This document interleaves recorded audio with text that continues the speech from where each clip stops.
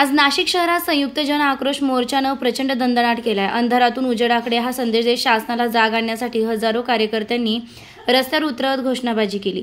बेरोजगारी, smart meter, खासगीकरण, प्रशासनातील सर्वव्यापी भ्रष्टाचार, महापालिकेतील गैरव्यवहार, कुंभमेळ्यातील अनागोंदी कारभार, कृषी मंत्री रोजगार निर्मिती कार्यक्रमांतर्गत बोगस कागदपत्रांद्वारे झालेला कोट्यवधी रुपयांचा अपहार, एमडी ड्रग्ज, कोयता गँग, अंमली पदार्थ, बिंगो, बुलेट, ऑनलाईन जुगारांमुळे तरुणाई उद्ध्वस्त होत असल्याचा यावेळी निषेध करण्यात आलाय।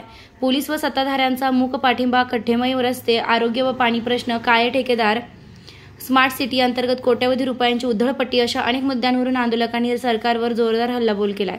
या जन आक्रोश मोर्चामध्ये शिवसेना ठाकरे गट आणि महाराष्ट्र नवनिर्माण सेनेनं सक्रिय सहभाग घेत सरकारवर कडाडून टीका केली।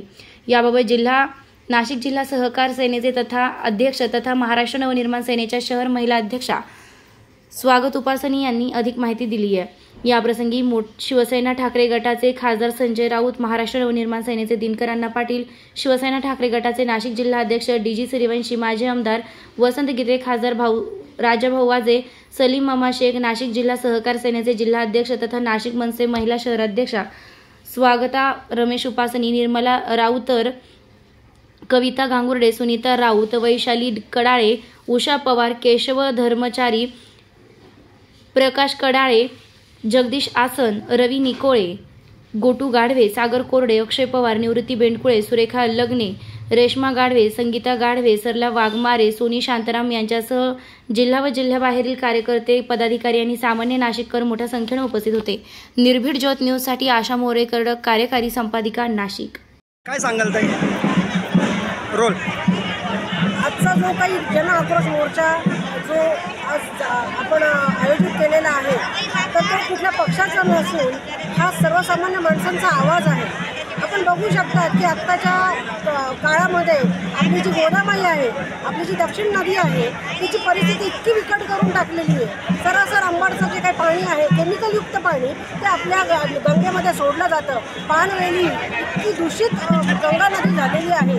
आजच्या परिस्थितीला जिथे आज 2026मध्ये आपल्याकडे सगळ्यात मोठा कार्यक्रम म्हणजे आपला कुंभमेळा आपल्या नाशिकमध्ये होणार आहे। नाशिक ही पुण्य पावन धरती जिथे आपला आज कुंभमेळा 13 वर्षानंतर होणार आहे। आपण म्हणतो की स्मार्ट सिटी आहे, काय स्मार्ट सिटी राहिलेली आहे आणि याच गोष्टींसाठी आम्हाला हा आवाज उठवणं गरजेचं वाटला, सर्वसामान्यांचा आवाज बनणं गरजेचं वाटलं। कारण आज जी गंगा नदी आहे, गंगामाई आहे, त्या गंगामाईला आत्तापर्यंत कोट्यवधी रुपये लावलेले आहेत। मला हा प्रश्न करायचा आहे तुम्हाला, तुमच्या मार्फत पूर्ण जनतेकडनं हा सत्ताधाऱ्यांना प्रश्न आहे की इतके कोट्यवधी रुपये गेले कुठे? गंगा नदी जर एवढी मलिन आहे, दूषित आहे, तर त्याचे पैसे गेले कुठे?